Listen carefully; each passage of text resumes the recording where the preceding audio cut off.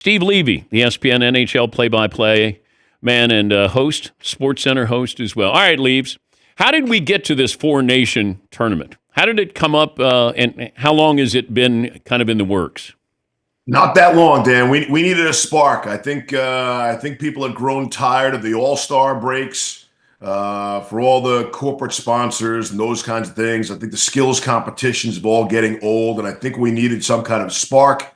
I think we saw and I say we, I mean the NHL and hockey saw the Olympics on the horizon, and let's do something. So that's the amazing thing about this four nations. But I think that this is a one-off. I don't think we ever see four nations again. This was a stopgap, despite how successful it was. Oh, wow. The NHL has already said they're going to do World Cup of Hockey, and that could be eight nations, 8 countries.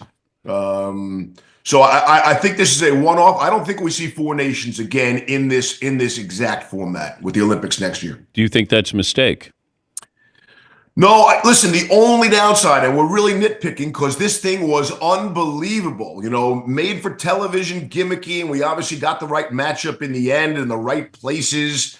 There are still some great players. I mean, if you want best on best, Alexander Ovechkin's not there. David Pastrnak is not there. These are, outstanding players. There's 5 or 6 other guys. And listen, but this could have gone awfully wrong, right? We could have had the Finns and Swedes. And while they hate each other, they despise each other at least as much as America and Canada does. I'm not sure 9.3 million people would have tuned in the U.S. I was wondering about this. If they did this again, could you see where there was a draft of Russian players? Each nation got to bring somebody just so I can incorporate some of these great players. And maybe you don't want to recognize Russia, but you still have to recognize the players who play in your league. Could you have something like that? Would that work for these nations? Something, absolutely, because you can't do another one of these tournaments without those guys. It's not then best on best. The draft is an interesting idea. I hadn't heard that. We've done world team before, right? So everybody other than, U.S., Canada, and so and so. I want to give Greg Wyshynski credit because he writes for ESPN.com. I don't know if it's his idea, but he told me about it. He broached the idea of a summit series so we can just get the U.S., Canada, okay, and are assured of that. And the 1972 summit series, people of our age, Dan, remember Paul Henderson scores the goal. They had a best of 8, and it was simply Canada against the USSR. I don't know how they got the best of 8. I don't know how that works. Doesn't make any sense, but things were different in 72. And so just because the U.S.-Canada thing was so good, but I'm with you. We need to incorporate everybody and, right, have 2 spots, right? You want to have 2 roster spots for, players who are not American or Canadian or something along those lines. But I think we go to 5 or 6 or 8 nations, and you hope for the matchup we got in Boston on Thursday night. Steve Levy of the Mothership. Seton, what is the poll question with Gretzky and Michael Jordan? Whose legacy is more cemented, Michael Jordan or Wayne Gretzky? It's a good question. I think it's Gretzky's is more cemented because there is now the fair argument of Jordan, LeBron, and I don't think it matters how many goals Alexander Ovechkin scores. No one will ever say that, someone other than Wayne Gretzky was the best hockey player of all time. Unless you live in Boston, which then you say it's Bobby Orr. I get that. Or Pittsburgh, Mario Lemieux. But I don't think there's any real argument other than Wayne, whereas in the NBA now there seems to be a legitimate argument. Yeah, you look at the cultural impact of Gretzky, and I liken it to now you have Caitlin Clark, who is opening up the entire United States for WNBA teams. Now all of a sudden you have Boston once won, and Portland, and Gretzky did that when he came to Los Angeles. The fact that there was going to be hockey in Florida, and people are like, really? But that's because of Wayne Gretzky. And the amount of youth hockey rinks that exploded and opened up, and I mentioned Bobby Orr, but all over Massachusetts, people went wild for Bobby Orr and all of those things. And yes, Wayne Gretzky, Anaheim, obviously Los Angeles, all of those southern states, for a long time, We had a team in Arizona that didn't work out, but in the desert they were playing hockey, and the great example of that is DP is Austin Matthews. So he grew up in Arizona. He was at the game where Ovechkin scores what is many believe is the greatest single regular season goal of all time. On his stomach, on his back, twisting around. Austin Matthews is in the building for that game, for that Coyotes home game. And so whatever spurred him on, and so players are then exposed to it. The Caitlin Clark it's a great example. You get to see her on TV. She's in Subway commercials, Allstate commercials, all these insurance commercials, and yeah, it has to capture the imagination and young people watching. And that was the great thing about the Four Nations too. To go back to it, like I heard from so many non-hockey people, Dan, right? And I mean, NFL types, people who would never give hockey the time of day, and were watching it and fell in love with it. And I go back to the fights, and people won't like this, but I think the Tkachuk fights on the Saturday night in Montreal, the 3 fights in 9 seconds really made the tournament. Look, people would have watched US-Canada. I get that. But that attracted a certain crowd. I know people were calling their buddies. You got to put this on with the hopes of maybe seeing it again, which we didn't. But I thought the fights had a great impact on the television rating and whatever. You're a hockey person. Who cares? Whatever it is to get you there. And now can the NHL harness that momentum? We had great games yesterday and the day before on ABC2, and now here it comes, Dan. Right here's the outdoor game in Columbus, little Ohio State Michigan flavor for you. Here's the trade deadline and the run to the playoffs, and what I think is the best postseason in all of sports. So can this momentum keep going? Why did they fight right away?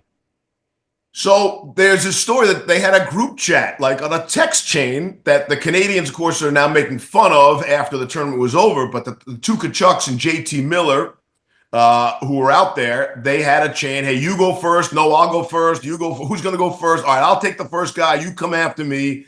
And it was, it was like right out of the Bash Brothers for the, the Mighty Ducks movie, right? And it was wild. I think they caught the Canadians off guard. The Tkachuks, they love being the villains up in Canada where they're booing the American national anthem. And although that sideshow is definitely going on and plays a role, and I think the Tkachuk brothers shook the place up. I think it shook everything up. It got everyone on board, and Canada didn't back down. And, they won one of the fights at least, I think. And but it seemed to galvanize the whole tournament and bring it together. And if you're asking, who's the face of hockey in the U.S., I think it's Matthew Tkachuk. And the downside of the Four Nations, Dan, and this is, the only negative to this whole great tournament, we don't know when Matthew's coming back. He plays for the defending Stanley Cup champs, and there's talk he might not come back this season. So, you don't want the All-Star game where the guys aren't trying hard, but when guys are out there killing each other, I know. you get real injuries. Shea Theodore hurt himself, Vegas's top defenseman. And there are Charlie McAvoy of Boston. We don't know when he's coming back. So that's the risk versus reward in a tournament like this. You ever been hit by a puck while on the job? On the job, no, I have not, because I've never been in that in-between spot between the benches. But I played back in the day, Dan. I was a feared center. Really? Led my team in penalty minutes every year. Now, wearing a full cage, of course, to protect the moneymaker, as you know. You want to protect your hair, Steve. Still looking all right. Not bad, Dan. It looks pretty good. For not 60, let's put it that way. Oh, wow. That closing in. The hair looks like it's 60 or so. Just happy to have some, quite frankly. Yeah, I remember in the day, though, on SportsCenter. Yeah. Yeah. You had good moss. It was darker. Yeah. I had mine. I think mine was puffier. Yeah. Yeah. Did you do that on purpose? Or? No. And I don't know if it cost me a job at Fox, but I interviewed for their pregame show, and I was with David Hill, then president of Fox Sports. We're in Arizona, Super Bowl, big, secret meeting. I'm gonna join Fox. I'm gonna be their pregame football guy, and I meet with David Hill, having lunch. I think it's going great, and then he says, 2 words for you, cream rinse, and then he got up and left, and I didn't know what that meant other than cream rinse. to conditioner to keep your hair, from getting too. So I said to my wife, she goes, "How did it go?" And I go, "I don't know. He said 2 words to me at the very end. He goes, cream rinse. And she goes, "Oh, he's probably making fun of your hair." I go, "What?"